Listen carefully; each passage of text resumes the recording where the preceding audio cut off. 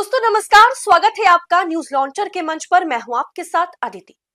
Supreme court ने हाल ही में RBI को बड़ा आदेश दिया है कि किसी भी व्यक्ति को लोन देते समय 100% वेरिफिकेशन करें और बिना टाइटल सर्च रिपोर्ट के किसी को लोन ना दे। ये टाइटल रिसर्च दरअसल है क्या? संपत्ति के कानूनी मालिक का नाम क्या है? संपत्ति पर बकाया दावा या अधिग्रहण तो नहीं है?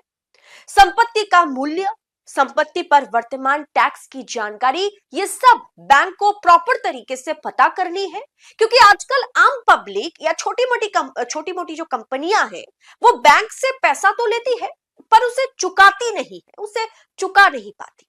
जिस एसेट को मॉर्गेज रख करके वो लोन लेती है, बाद में पता चलता है कि उस एसेट पर उसका नहीं बल्कि किसी और का मालिकाना हक है। पब्लिक ऐसा चूना ना लगा सके, छोटी मोटी कंपनियां बैंकों को चूना ना लगा सके, इसके लिए आरबीआई को सख्त नियमों को लागू करने की जरूरत है, जो कि सुप्रीम कोर्ट ने आरबीआई से कहा।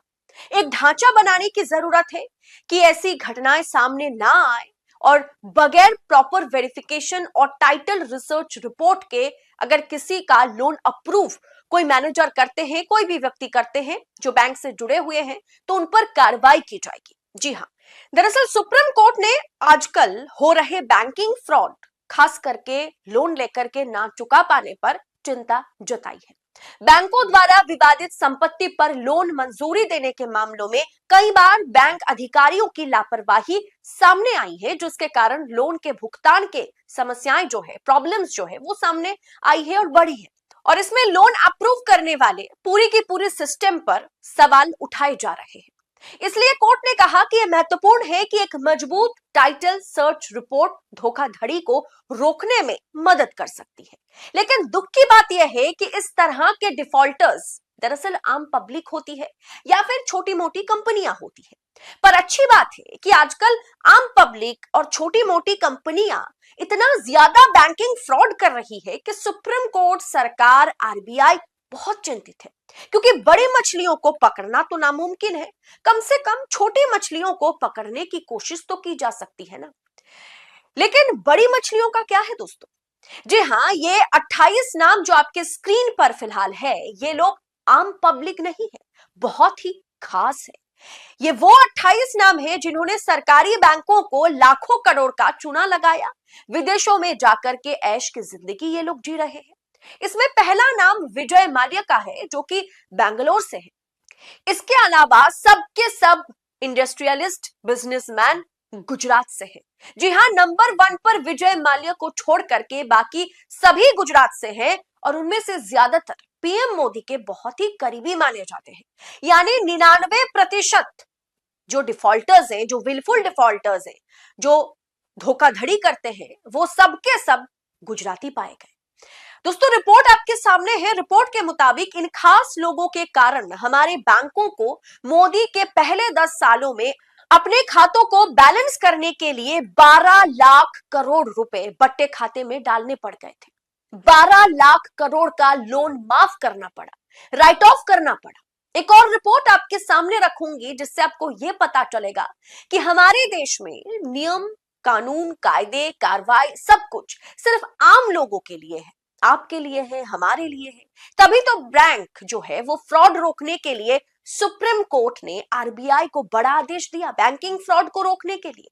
लेकिन बैंकिंग फ्रॉड मोदी के कार्यकाल में 8 गुना बढ़ी है। 8 गुना बैंकिंग फ्रॉड है दोस्तों, बढ़ी है जो मोदी जी के कार्यकाल में। दरअसल ये खुलासा कोई और नहीं बल्कि आरबीआई ने हाल ही में यह खुलासा किया, जिससे मोदी सरकार पर फिर एक बार मोदी सरकार जो है वो कटघरे में खड़ी हो गई। दरअसल आरबीआई ने हाल ही में आरटीआई के जवाब में बताया कि इस समय देश में 2664 विलफुल डिफॉल्टर्स हैं, जिन पर देश के बैंकों का 1,96,441 करोड़ रुपए बाकी है, और जो कि लगभग 2 लाख करोड़ रुपए के आसपास है। ये सब विलफुल डिफॉल्टर्स हैं।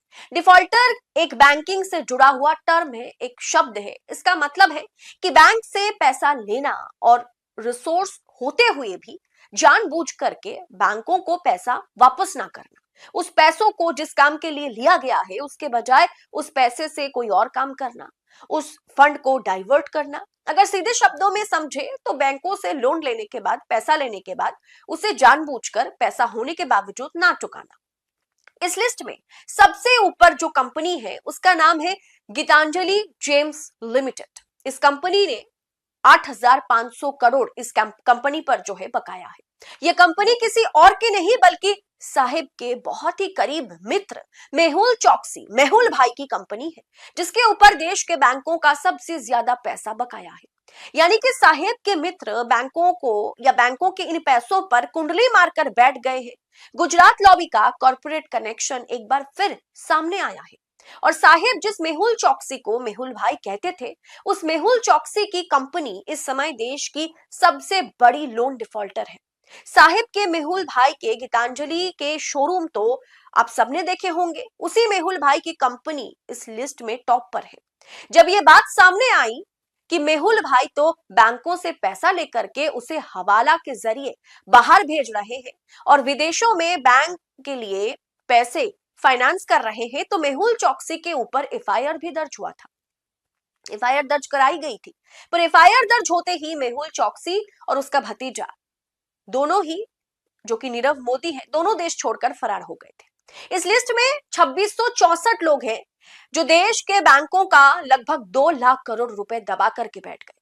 रिजर्व बैंक ऑफ इंडिया ने आरटीआई के जवाब में ये जानकारी दी और इस जानकारी के अनुसार पिछले कुछ समय में या मोदी जी के कार्यकाल में बैंकिंग फ्रॉड जो है वो 8 गुना बढ़ गई है। पिछले 4 साल में बहुत तेजी से इसमें बढ़ोतरी हुई। मार्च 2020 में ये संख्या जो है वो 2154 थी, जिनके ऊपर देश का 1,52,860 करोड़ रुपए बकाया था। तो वही संख्या जो है वो बढ़कर के हो गई है 2,415 और कुल बकाया लोन जो है वो 1,80,889 हो गया। एक साल बाद यानी मार्च 2022 तक डिफॉल्टर्स की संख्या बढ़कर के 2553 हो गया। टोटल लोन बढ़कर के 1,96,441 यानी करीब करीब 2 लाख करोड़ रुपए हो गया है। दोस्तों, हर साल दर साल इस लिस्ट में बढ़ोतरी होती जा रही है, लोन का अमाउंट भी बढ़ता जा रहा है। तो वही इस लिस्ट में दूसरे नंबर पर एजीबी शिपयार्ड है। इनका भी गुजरात कनेक्शन है और इनके ऊपर बैंकों का कुल 4,684 करोड़ रुपए का लोन जो है बकाया है।